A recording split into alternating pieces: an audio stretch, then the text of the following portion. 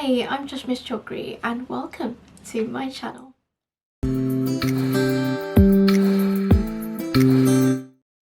So today's video is a wrap-up video of everything I read in July, and I've got to say I'm really pleased with myself in terms of what I managed to read.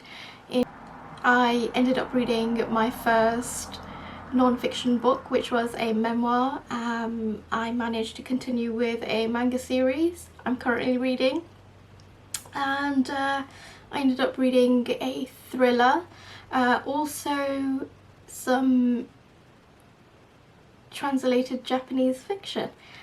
Up first, I read 2 volumes of Sweat and Soap. Now this series I'm really loving at the moment. It's about the couple, of course, who are picturized on the front covers, Asako and Kotaro. So volume 7, we have Asako and Kotaro, and they both meet each other's families, and it's really nice, and they celebrate their 1-year anniversary together, which I thought was really cute. And we have, so volume 8, this one, what happens in this one? Yeah, Asako, she actually goes on a diet to get a beach body because their workplace are going on a trip, and she's really excited, but yeah, she goes on a diet even though she doesn't need to, and it's really I don't think there's another word to describe this series at the moment apart from it's just cute. It's really nice. And yeah, and Asako just kind of picturizes and visualizes the future with Kotaro, which I think is really cute. I mean, I recall reading, I think it's in this one, they go to a shopping mall and she sees kids with their parents, and then she kind of picturizes Kotaro with a kid, of course their kid, but she's not pregnant or anything, but anyway, it's just it's just really cute. And what I'm loving at the moment about this series is not only just this series but this couple, is I like the way they discuss everything. They're really strong on communication. I mean, if there's a misunderstanding, they will clear it out, you know, they won't let it fester and kind of, it won't bubble up later and turn into an argument or anything. They just talk, which I like. So communication is key, and I like the fact that they have it between them. That's really nice. So next I did read Shoji Morimoto's The Rental Person Who Does Nothing. The way I came across this book was I was just scrolling through NetGalley and I thought, let's see what's up for grabs, and I sent a request and it got accepted and I was thrilled. It is my first ever non-fiction, which I'm happy about because this year I'm encouraging myself to read more non-fiction, because that's a genre that I don't normally touch, but you know, there are a few books on my radar that I do want to get through this year. Anyway, what is this about? The Rental Person Who Does Nothing. It's a very unique concept. So Shoji, he used to work, anyway, I completely forgot what he was, but anyway, he used to work for a company and he absolutely hated it because his boss used to taunt him and it wasn't very nice. And one evening his wife was reading a blog, and in that blog it was mentioned that a person has value.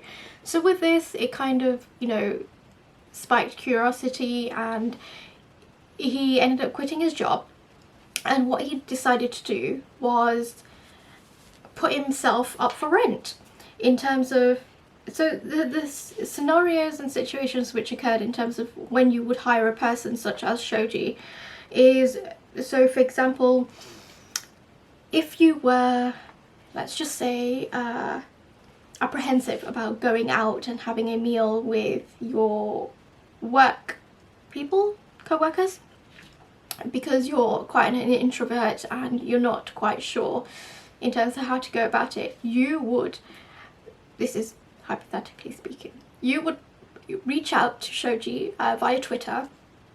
You tweet in terms of what you'd like him to do. So here, for example, assist me or just accompany me for a lunch. and he would kind of just calculate in terms of if that's something that he wants to do. Then if he does, he'll accept, and all you need to do is pay for his travel expenses and his food expenses. That's it, and he will rock up to the place and the time decided, and he would just be there. He wouldn't necessarily get into a full-fledged conversation because, as he puts it, that is doing something. So he would actually just give you basic answers to your questions, or he will just, you know, yeah, he wouldn't get into a full-on conversation with you. I don't know, I just I enjoyed the read, but not as much as I thought I would. It was very, very fascinating and very unique, and to me personally it was a bit bizarre, because here we don't really have that kind of mindset in terms, I mean, if we want help or we want someone to, you know, just be there, we would probably reach out to a friend or we would reach out to a relative. But I think they don't have, I think they're very, very conscious in terms of they don't want to be disturbing anyone, or they don't want to be a bother to anyone. So here Shoji Morimoto is an ideal person to reach out to, and he's had times where he's accompanied people to concerts and he's absolutely hated it, and he's been asked certain things which he's turned down because that's just not right. So yeah, this book is just about his experiences in terms of requests, people's requests, and how he's gone about it, and emotions. And I thought it was a little bit too much about, it was, you know, I mean, as the title suggests, the rental person who does nothing. It is about his work, I want to say, what he does for a living. But it would have been nice to kind of read more about him, more about his background in terms of the current and present.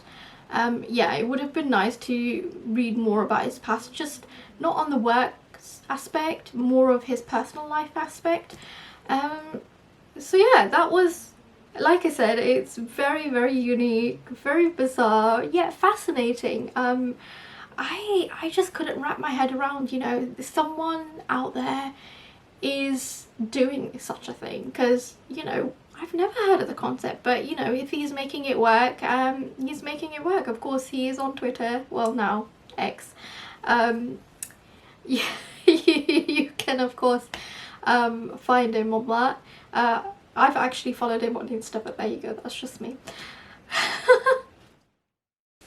Also, this book is very, very short. It kind of hits, I think, about 160 pages, which makes for a very quick and short read. I mean, you could read this in a day, in a couple of hours.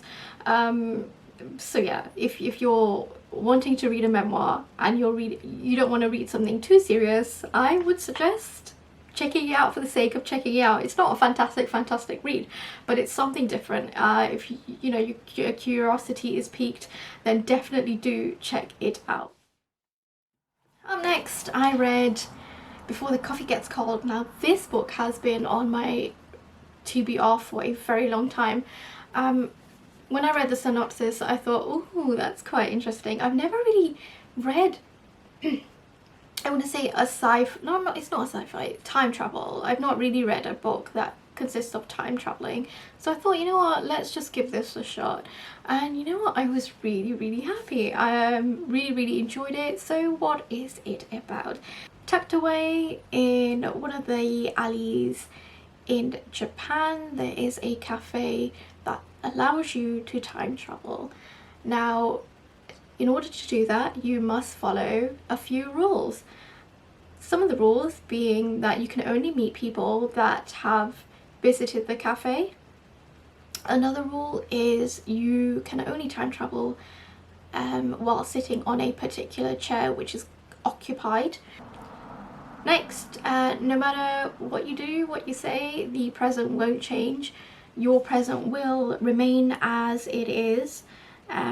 So you can't go back with the thought that, you know what, I want to change my future. It won't happen. And last but not least, when you do go back, I love this rule because it just ties in so nicely with the title, and I love that. So the last rule is you must finish the coffee before it gets cold. I love that. How lovely is that? Anyway, if you don't finish the coffee and you let it go cold, then you will become a ghost. So this book is filled with 4 little short stories. I want to say, not short stories, but they're all interlinked, and they're all about, I want to say short stories, more of backstories for the characters that are currently in the cafe, and they're just really beautifully told. So the first story is on Fumiko and Goro. So they're lovers. They broke up in the cafe, and it didn't go well according to Fumiko. But to be honest, I shouldn't say this, but I just didn't like her as a character. I'm not too sure why. I just thought she was a bit too, in your face. But yeah, she wants to go back to set things straight. But the seat that allows you to time travel is occupied by a ghost. Now, she didn't believe this, and I thought what happened after was a bit strange. But anyway, that's why I didn't like her, because she was too in your face. Anyway, she goes back in hope to change her future, her present, her future, and she's been told, listen, no matter what you do, no matter what you say, it's not going to change. So yeah, that's Fumiko and Goro. They are the lovers. So the next story we have is based on the sisters, Akumi and Yoko. I am so sorry if I butcher these names. But anyway, they are sisters, and yeah, this story was a little sad. This story was a little, not sad, but it was emotional. So unfortunately, Kumi, something terrible happens to her, and Yoko's been hiding from her sister, and she decides to go back to kind of not set things straight, but just to have a decent conversation with her sister for the last time. And yeah, that was emotional. Another story we have here is on Fasagi and Kohatake. So they are husband and a wife, and Fasagi, he suffers from Alzheimer's. So going forward, he doesn't recognize his wife, who also is a nurse. And there's a letter that he wanted to give her, but he couldn't. And when Kohatake realized this, she wanted to go back to the past to get this letter and read what was in it. That was a very emotional read for me personally. So last we have a story on a husband and a wife. We have Kei and we have Nagare. So Nagare actually does own the cafe, and this is about his wife who suffers from a heart condition, and she's pregnant. But instead of going into the past, she goes to the future to just have a peek in terms of if she's given birth, and if so, who she's given birth to. And yeah, this was a nice story. So yeah, that's before the coffee gets cold. If you haven't picked this up yet, I would recommend you read it. It's such a short book, and the stories in here are wonderfully told. Yeah, I would recommend it. Next, I read and completed my first ever light novel. It is of course My Happy Marriage. I really enjoyed this read. It's very Cinderella. So it is about Mio Saimori, It is about Mio Saimori. She is born into this very wealthy, very well-known family, but when her biological mom dies, her father marries someone else, someone who he actually did love and want to get married to, and she is absolutely horrible to Mio, and so is her daughter. So her stepsister and stepmother are really, really nasty to her. They treat her like a slave, and it's just horrible. Yeah, it's not a nice thing to look at.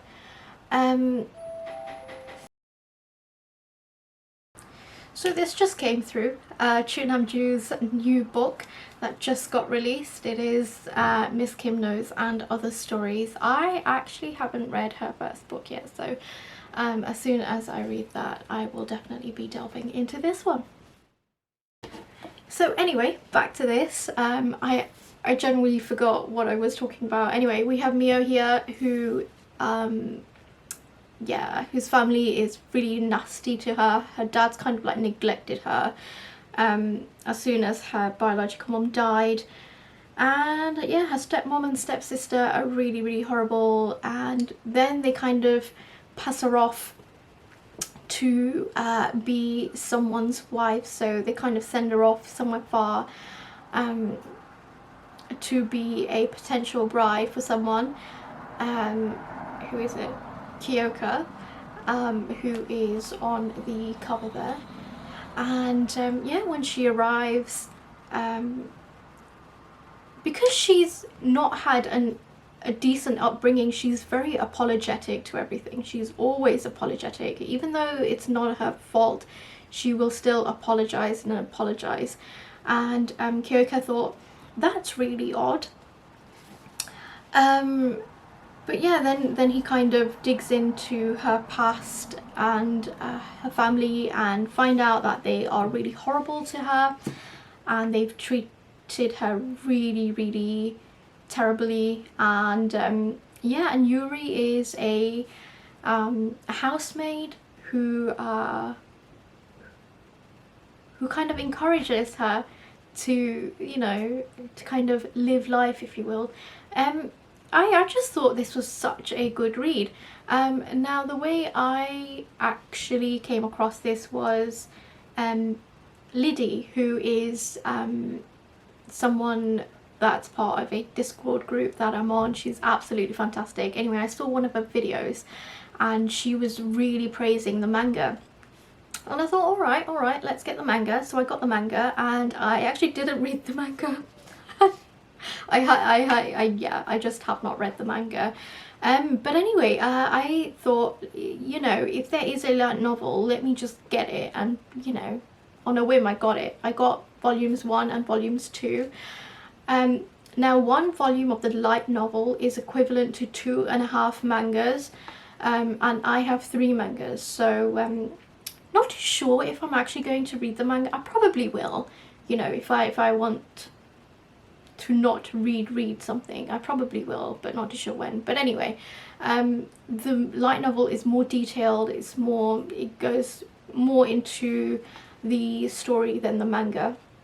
I did flick through it, and yeah, I preferred the light novel to the manga. Anyway, so Lyddie, in one of her videos, she loved the manga, and I thought, you know what, let's just get it. So I got it, and yeah, you know what, I'm thankful to Lyddie that she recommended this to her viewers and her audience, and I picked it up and I enjoyed it. So Lyddie, thank you so much. And of course, I will be leaving her channel link in the description box down below, so go check her out as well. She is big on manga, so if you're someone who enjoys manga, definitely do follow her. So next, I ended up reading a thriller which was really interesting. I wasn't gonna get it, but last month, I'm someone who keeps an eye on Amazon, you know, discounts and deals when it comes to Kindle reads, and most of these were going for, you know, Kindle. Amazon has a massive selection of crime thriller mysteries up for grabs for like 99p, so they are super cheap. And I thought, you know what, let's have a look at what's up for grabs. So last year I was browsing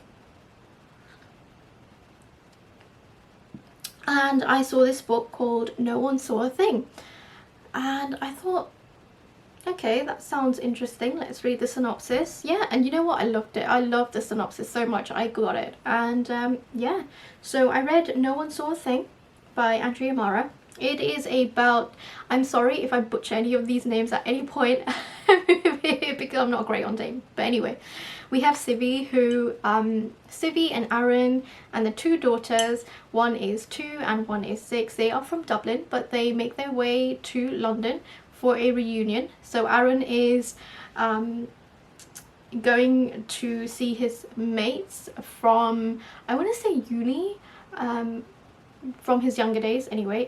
So yeah, they head over to London, and a few days in, you know what, they're having a great time. They're kind of catching up and, you know, just kind of talking about life and, you know, where they are now. And so Civi decides to meet up with her kids, with Maggie, one of Aaron's friends, at a cafe, at a rooftop bar cafe.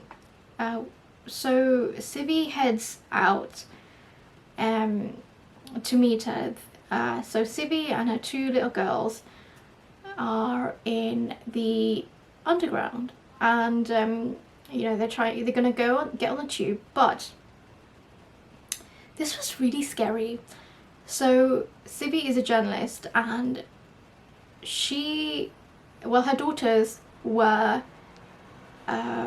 in front, and she was just like a couple of feet behind them, pushing the pram with Toby, who is I think 6 months, 4 months, 6 months.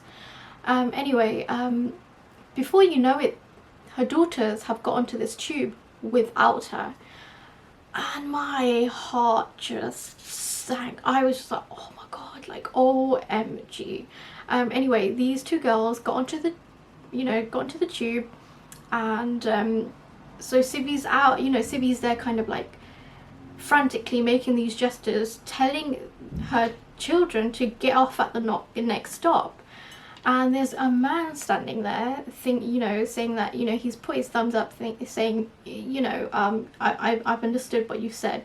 So anyway, Civi talks to the staff members and security, and she makes her way to the next stop, and she is reunited with only one of her daughters, which is her 2-year-old, and she looks baffled. Like she is just really like, she's in a state of panic now, because she goes to these staff, where's my 6-year-old? And she's like, what 6-year-old?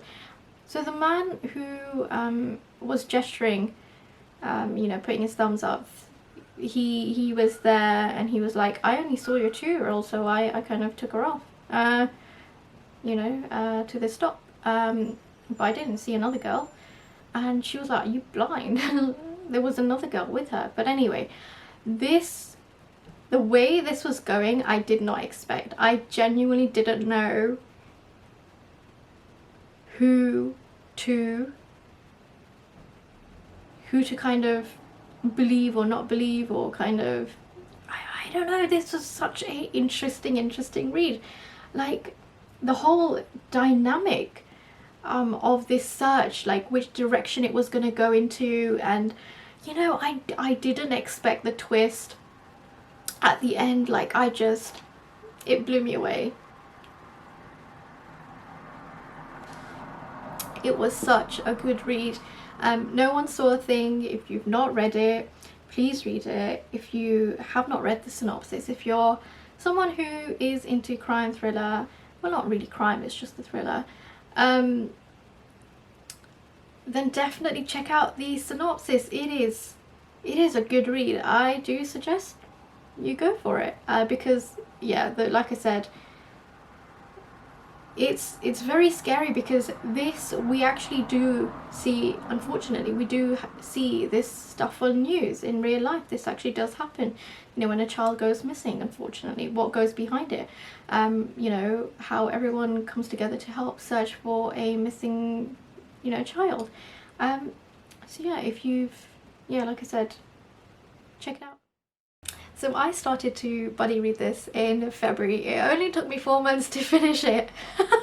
I am a massive, massive, massive mood reader. So despite the fact, if I'm enjoying such a book and suddenly my mood goes off, I will drop it. I will drop it and I will pick up something that kind of fits my mood for that moment in time. So anyway, I just genuinely can't believe it took me so many months to complete this, because it was such a good read and I was really, really, really enjoying it. Anyway, Bullet Train, oh my gosh, what a ride, what a journey. This is such a good book. It's packed full of entertainment, it's got action, it's just got everything you'd want in an action thriller. So this is of course about a bullet train. Now on this bullet train there are 5 assassins, now with their own each gender. They've got their own little mission to complete, and also on board is a suitcase full of loads of money. Now when this comes to everyone's attention, you know, they are after that suitcase. It's such a crazy ride, such a crazy ride. Now you've got the fruits, you've got lemon and you've got tangerine. Now lemon is slightly annoying in this because he loves Thomas and Friends, and he quotes them a lot, and when I mean a lot, I mean a lot. It's getting a bit too much. Towards the end, I was just like, yeah, they should have just toned it down a bit. Then you've got Tangerine. Tangerine is the most, I want to say, intelligent one out of them both, because he loves to read. He's a different, he's definitely someone, you know, different. He quotes from books that he's read and authors that he likes, which I found very nice. And then we have my personal favourite character, Nanao. Now, bless his soul, I empathise with Nanao so much. Like, he is such an entertaining character. Like, his misfortune is so entertaining and so funny, but I pity him so much. Like, I'm like, oh, that's so sad. Like, oh my god, like, what's gonna happen to him now, because he's got such crappy luck. But yeah, Nao and Maria work together. Maria is someone who kind of gets him jobs, and she's always constantly on, well, not constantly, but when they do, you know, communicate, she's always on the phone, which I thought was quite nice. Who else do we have? We have Prince. Now Prince is someone I least liked, because he is a 14-year-old psychopath, and he loves to manipulate people to feel powerful. And linked with Prince we have Kimura, who is on this train to kill Prince. Because of his son. Something terrible has happened to Kimura's son, and yeah, so he's found out that Prince is on this train, so he's gone. And it's just one hell of a crazy ride. Really enjoyed it. I was so glad I completed it. I just can't believe, you know, it took me about 4 months to finish. Also, if you didn't know, this is a movie. Now I actually did end up watching a bit of the movie with my brother, and I didn't really like it because they did some gender swapping, which I dislike. I can't get my head over, you know, of like, okay, I get it for entertainment wise, it's needed, it's necessary, but regardless, like, I just think, you know, you've got somewhat of a script, you've got the story, why would you need to change anything if it's so amazing? Like, I didn't understand it. And the way they gender changed, and they just changed a few things, they missed out some important stuff. I didn't like. And then again the other day I tried, you know, I watched a little bit more and I didn't like it. So in the movie they've got someone called White Death, and okay, I was quite pleased that they introduced a new character which was not in this book. And yeah, I just thought that was a good spin, but I just thought the ending for this book was really, really good, and they should have just kind of stuck to that in the movie.